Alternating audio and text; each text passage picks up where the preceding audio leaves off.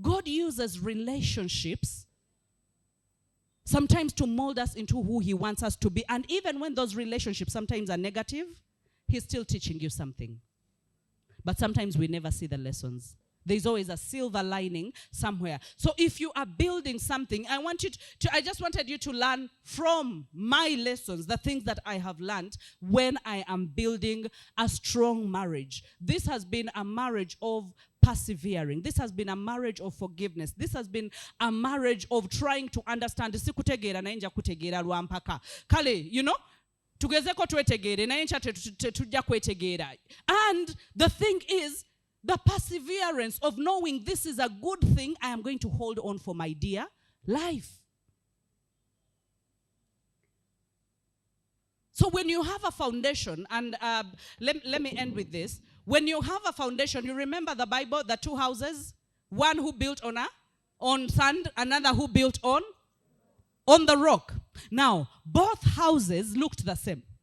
When you looked at them, they were all glamorous. But what brought or shook everything was the storm. Because before the storm, they looked the same, but after the storm, they were not the same. So if you are building something, you are building something to last. You are building something that whatever you are going through right now, you will come out better than you were before. Whether it's a career, whether it's a marriage, whether it's a relationship, whether it's a business, whatever you are building, make sure that you are building on the right foundation. Digging a rock is hard. For someone to put a foundation in the rock, actually they take more time digging than constructing. In the sand, you just scratch.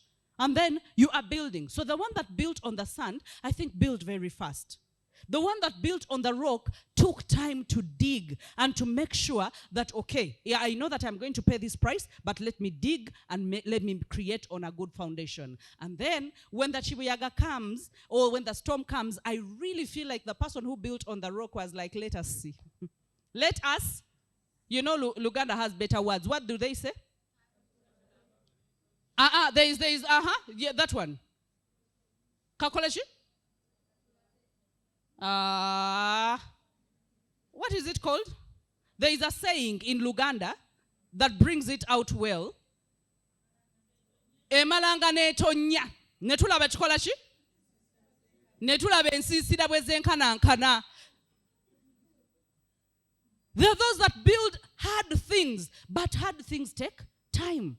Because if you want to build with bricks that are not burnt, that are not baked, you will build because they are available. But you have to wait, they bake, and then you have to wait until what, and then when you reach, what is that called? When you reach the beams, when you reach, everything is a process in building. So I don't want you to rush this life. I want you to take a day at a time, and I want you to be able to know that whatever you are building for generations. You are not just building for now. That has helped me, that every step I take, I know that it's solid. I can go back to it.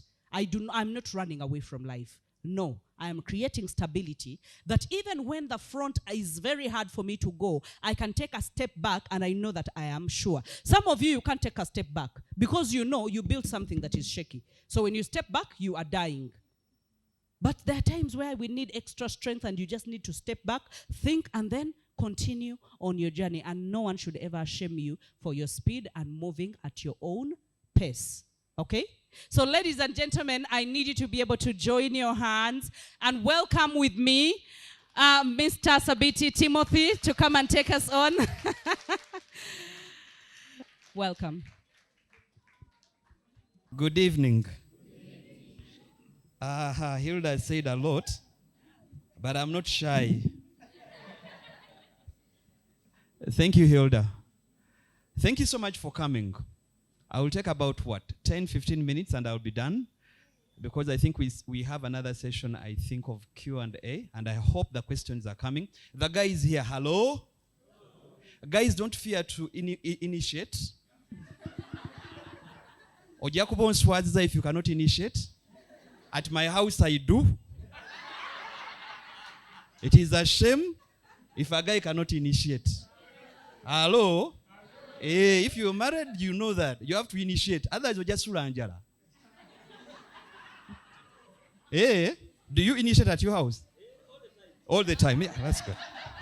You're your father's son. I'm happy I'm on this journey. Number 2, I'm very happy I married the right woman. I usually say you marry well, you sleep well. I sleep well. Number 2, I'm blessed. She's beautiful and full of wisdom. And God never makes mistakes. She said, back then, she had that thing, every time you get into an argument, so you're trying to make a point, she's not listening. But I was like, I will overcome this mountain as well. And I had subtle ways of dealing with that without insulting her. Every time she would say, in a very humble way. And she's like, but the thing is, you don't understand what I'm trying to do. I'm like, help me understand. If I can understand, we shall do things together. Unless the two agree, they cannot work together. And she's like, okay, hey, okay. So what do you mean by that? Okay, let's just have a discussion. We are human beings. We are civil. So it helped me a lot, and I'm happy to have you in my life. Now, I will tell you this. Most of you have never asked, how come Hilda talks about 20 years? And what I'm going to talk about, this will probably help most of the gentlemen here. I'm just going to talk about one point in building. It's called making tough decisions. That's the only point I'm going to talk about. That in every human being, there is that turnaround time where you have to make a decision that is yours and yours alone. However tough, you make the decision and you face the consequences. Now, most of you have never asked, how comes you and Hilda, your firstborn is 5 years? 5 years old. And yet you guys have been together for a long time. How come you've never asked that? It's a very interesting... Now you have asked. I have asked on your behalf. Several years ago, I'd go to that point after we had dated for some time, and I made up my mind to marry. I knew and I was confident I was making the right decision. I was so happy and excited about the decision I was about to make in as far as my life was concerned. But then in my life, I'm among those people who have spent the most of their times with their mother. Oh, Hilda is the firstborn in their family. I'm the last one. Now, my attachment and my love for my mother, I usually make this joke. I can sell, everything that I have is for sale, apart from my mother and my wife. And people usually laugh about it, but the truth is, those two, I love my mother to the core. In that my first salary, as a young man, got all of it and took it to my mother. I did not even touch a coin. And she looked at me and blessed me. And I believe my journey in business and money comes from that. My first seed. And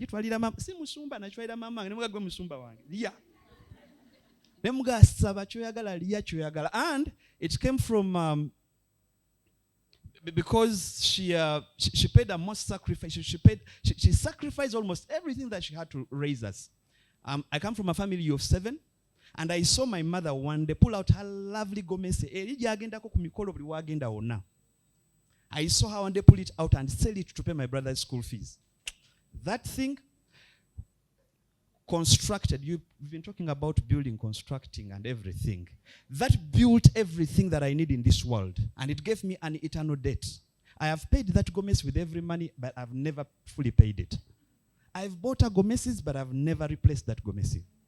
And the only thing I can give her is love. Now, a time comes, I have to go to that mother and tell her, so I get to my mother, and I open my big mouth, obviously very happy, very excited, very innocent.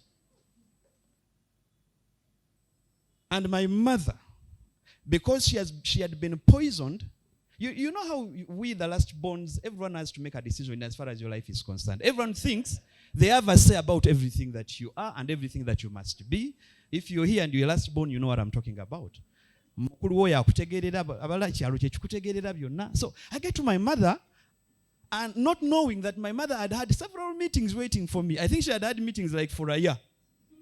And she had been poisoned about my wife to be. So I get there and she told me only one word. You choose between me and her. Jukira navudde waffe nga neeseetinze. I told her, I'm just going for the blessing. Get ready. Tandika okugamba abeeri ekwanjula tugirejire n'ebirala byonna. My mother told me, choose between me and your wife and your woman, the one you want to marry. I cried. I sobbed, not even crying. I stayed in the village for at least maybe probably like another 3 or 4. I extended my stay there, thinking probably I'll get her to understand. The woman refused to understand. Now, between Chiboga, Mukyale waffe, and Kampala, it was like from America to here.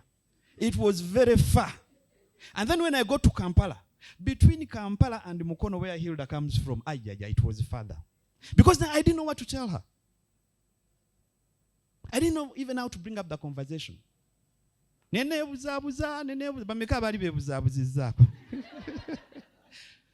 when you kwebuzabuza? But being a wise and intelligent woman, she knew there was something wrong. So every time she would ask me, as in, let's meet up and have this discussion, I could find ways to dodge the conversation. I could find ways not to talk about it because I didn't even know how to present it. If I was as wise as I am today, I would have beaten that one 3-0, but I was not. So guess what? Because she knew some of my family members, she somehow found out, now that's mistake number 2. She found out on herself. When she found out on herself, the distance between Mukono and Kampala, neyongera. Nakola entondo. Nagamba, the word was, she said, if you could not fight for me, then you're not a man. Oh my. Now that one also threw me very far. So I get to that place where something that was easy to conquer becomes another year and another year and another year. But God had a plan. The only thing is, God's working is not our working, and His ways are not our ways. What God was trying to build between that period was strength, resilience, faith, and everything that comes with it. I tried to take a different journey, she tried to take a different journey, and it all failed wherever we tried to go. Because God had us. As in Ngatwina in his grasp like this. But I'm waiting for you to come back here. After several years, and after I'd learned my lessons, and after I'd gathered enough confidence, I walked to her and I said, we are starting from where we ended. And at that point, I chose to make everything as glamorous, as sweet, as beautiful as possible. But I will tell you this. Even up to then, none of my family members was willing. Now, when I talk about making tough decisions, this is what I mean. The decisions that you make, have the power to usher you into a new realm. When you prolong your pain by not making that decision, it's you to suffer. Everyone will still go back to their bed and sleep. Everyone will go back to, because they have their busy businesses everywhere. Let me tell you, the people that were so busy discussing my issues had their wives and had their husbands. They had their children. They had their houses. They would go back and sleep with their husbands and snore. But I was dying in the cold alone. So it got to a point and I was like,